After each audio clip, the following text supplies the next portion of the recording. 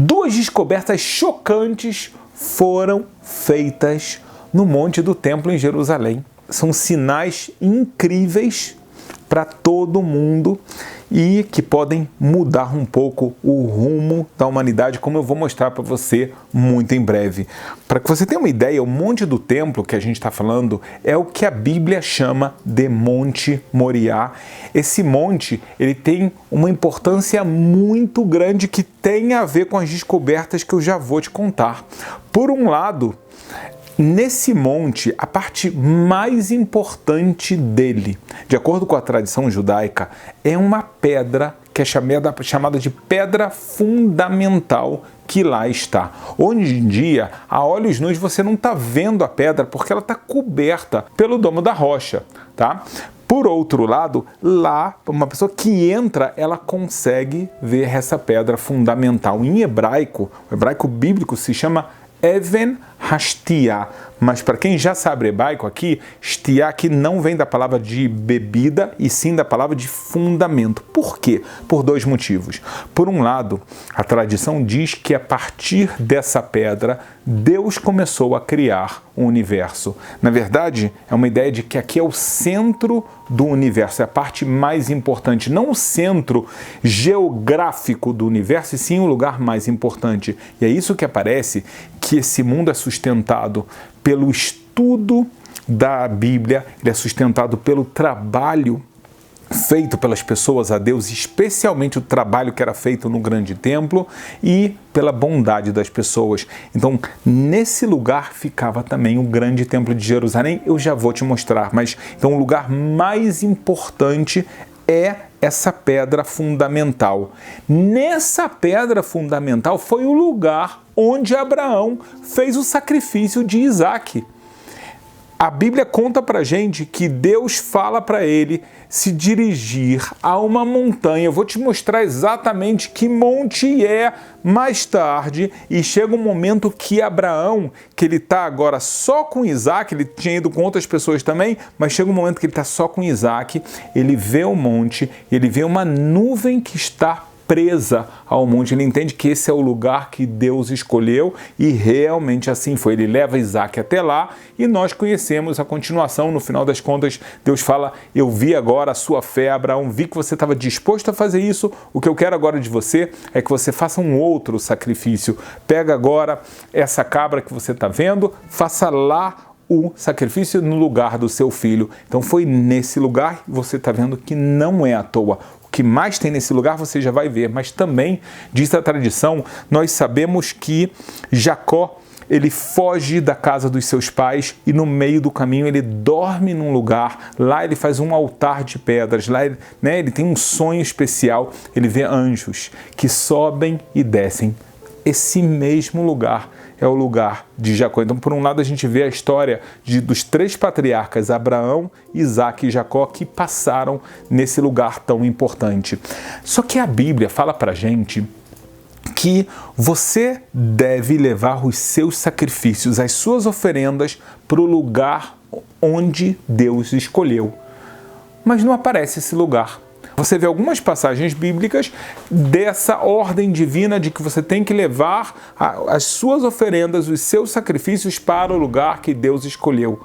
Se você não tem tradição oral, você nunca vai saber que lugar é esse. Mas o que nós sabemos na prática é que o rei Davi sabia, e quando chegou um momento que finalmente o Estado de Israel, o reinado de Israel está suficientemente forte, porque você para pensar, passamos por Josué, que faz a conquista da terra de Israel pela ordem de Deus, depois a gente passa por um momento de grande turbulência, que é toda a época dos juízes, finalmente a gente tem o rei Saul, mas ainda tem muitas guerras, e quem consegue fazer o reinado de Israel se estabelecer de uma forma firme, forte e próxima de Deus é o rei Davi. E então ele começa a construção do grande templo. Nós sabemos que ele não teve o mérito de terminar a construção, quem terminou e inaugurou foi o rei Salomão. Mas aqui aparece uma novidade espetacular. O grande templo, ele tinha várias áreas. Ele tinha muralhas externas. tá? A pessoa que já quer se aproximar, então ela tinha que passar por muralhas, tá? Que tinham passagens que todas as pessoas podiam passar por lá. Depois, existiam pátios que já tinham um nível maior de santidade. Esses pátios eram chamados os pátios das mulheres, não porque as mulheres estavam lá, os homens não, tá? Mas era um lugar mais geral para todas as pessoas. Só que depois disso, se passava por um outro portão. Nesse outro portão, não se entrava a qualquer momento. Somente as pessoas que estavam na prática levando os seus sacrifícios, as suas oferendas, e é chamado Pátio de Israel, e ele é bem curtinho. Depois disso, a gente tem mais uma parte que é chamado Pátio dos Sacerdotes. Quanto mais a gente avança, a gente está indo em lugares que menos pessoas podem entrar, porque a santidade se torna maior. A gente depois disso vai ver o grande altar de sacrifício e logo depois dele existe o salão seguido do palácio. O palácio já era um lugar que só entrava nele alguns sacerdotes, alguns momentos do dia. Uma pessoa não podia entrar, um sacerdote não podia entrar quando ele queria para fazer qualquer coisa, nem para fazer orações a Deus. Somente aqueles que vão trabalhar, porque lá existiam 3 objetos sagrados, que eram o candelabro, a mesa de pão e o altar do incenso que você vê escrito na Bíblia. Então os sacerdotes, os Kohanim, que trabalhavam naquele dia, eles podiam entrar, faziam seus trabalhos, saíam, tá? Se existia algum motivo a mais, então eles podiam entrar, mas só sacerdotes e só para trabalho. Mas veja bem, faltou a parte mais importante, que a Bíblia chama de Sagrado dos Sagrados. No Sagrado dos Sagrados, lá estava a arca sagrada, a arca da aliança, a arca que nela continha as tábuas da lei. Quais tábuas? As tábuas da lei, aquelas que Moisés recebeu e quebrou, e também as segundas tábuas da lei. Existe mais uma coisa que eu vou te mostrar daqui a pouco, porque está ligado ao segredo que eu quero te contar. No Sagrado dos Sagrados, somente uma pessoa entrava a cada ano, que era o sumo sacerdote, com roupas especiais. Nesse momento ele não estava vestido com as 8 roupas que normalmente ele estava vestido, ele entrava somente vestido com 4 roupas completamente brancas, de uma simplicidade, uma pureza muito grande, então algo muito curioso. Ele entrava lá para fazer trabalhos muito específicos, um dia no ano, que era o dia do perdão, o dia 10 do 7º mês hebraico, chamado Dia do Perdão, Yom Kippur. Então a gente sabe que ele fazia o trabalho, por exemplo, do incenso lá dentro. Isso está escrito no Levíticos, o que era feito lá. Agora você vai ver a importância que eu falei das descobertas que foram feitas lá.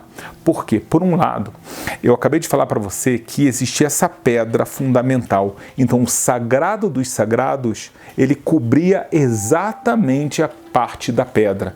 Então, um lugar que até hoje, de acordo com a lei judaica, uma pessoa que quer realmente cuidar da sua alma, não pode ir para lá. Porque só pode entrar lá o sumo sacerdote no dia do perdão. Eu estou falando a nível espiritual. Uma pessoa fisicamente quer ir para lá, tá? Ela tem a capacidade, ela pode ir para lá, mas está errado fazer isso, tá? A gente sabe que tem pessoas que fazem, mas é por falta de conhecimento, infelizmente. A Bíblia diz que uma pessoa que frequenta esse lugar, ela está impura, não é sumo sacerdote, ela tem o castigo que se chama caret. Caret bíblico significa que a alma da pessoa é cortada da sua ligação com Deus. Ela pode continuar vivendo, mas na verdade a sua fonte de vida terminou, como uma rosa, que enquanto ela está ligada à terra, ela está viva. Quando você corta a rosa, ela parece que ela está linda, ela está desabrochando, mas na verdade, infelizmente, ela já morreu porque ela perdeu a ligação dela com a sua fonte de vida. Então a pessoa também, a fonte de vida é Deus, a pessoa tem que tomar muito cuidado com isso. Então o Sagrado dos Sagrados ficava onde está a pedra fundamental e, de acordo com a tradição, a Arca da Aliança ficava exatamente lá. A tradição diz aqui 2 coisas que foram encontradas.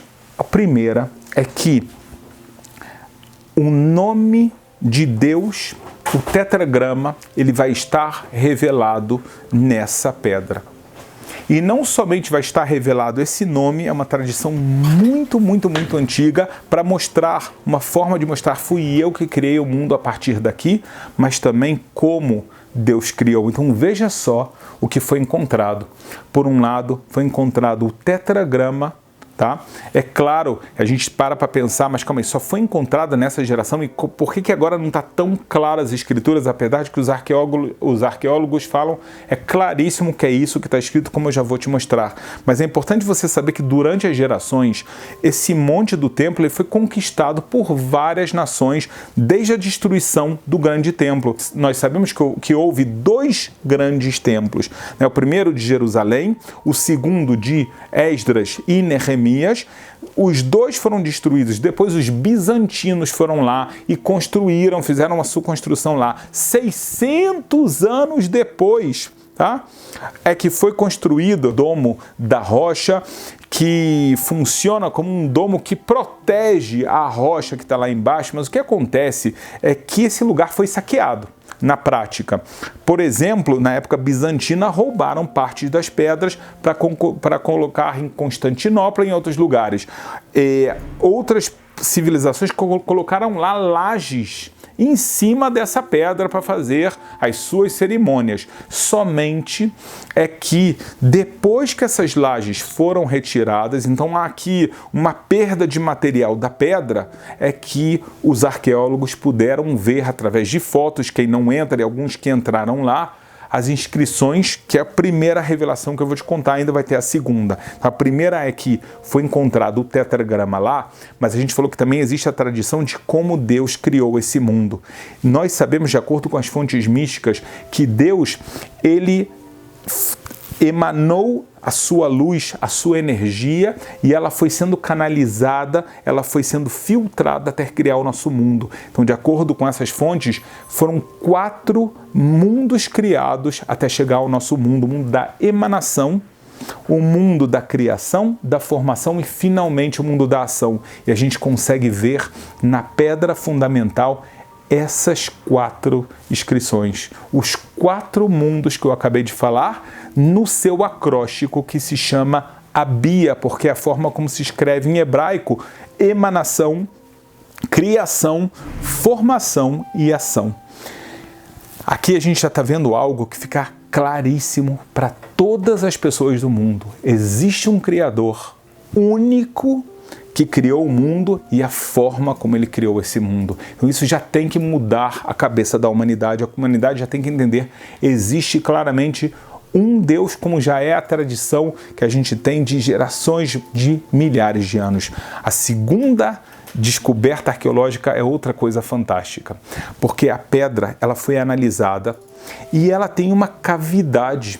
E o que os arqueólogos fizeram foi medir exatamente essa cavidade e veja bem, o que se viu é que essa cavidade tem exatamente 2,5 cúbitos por 2 cúbitos. Se eu leio para você agora o texto bíblico sobre a Arca da Aliança, quando Deus ordena fazer a Arca da Aliança, então a gente vê que está escrito: também farão uma arca de madeira de cetim, o seu comprimento será de 2,5 côvados e sua largura de 1,5 côvado.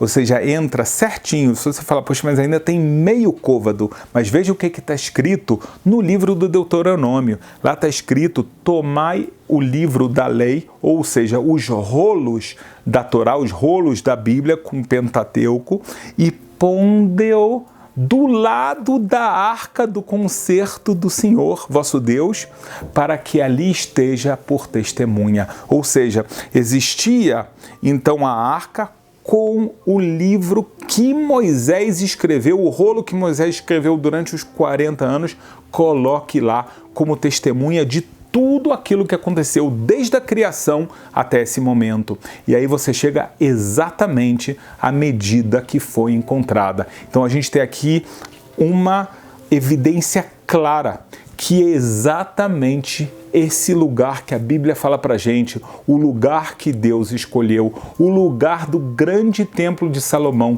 mas não somente do grande templo, o lugar exatamente do sagrado dos sagrados. Então a gente entende agora a importante, a santidade que Jerusalém tem, mas cada vez que você vai se aproximando mais, a santidade fica maior. Não se esquecendo da advertência que eu falei, que é um lugar tão sagrado que a gente tem que ter uma distância dessa santidade, mas a partir do momento que você sabe, esse lugar é o lugar onde a presença divina está mais forte, onde fatos históricos, maior relevância bíblica, a gente falou de Abraão, Isaac e Jacó, o próprio grande templo de Salomão, lá aconteceram e você pode se aproximar de Deus sabendo que esse Deus, o Deus que ele se revela como tetragrama, lá ele criou o mundo e lá ele busca a conexão com cada um de nós.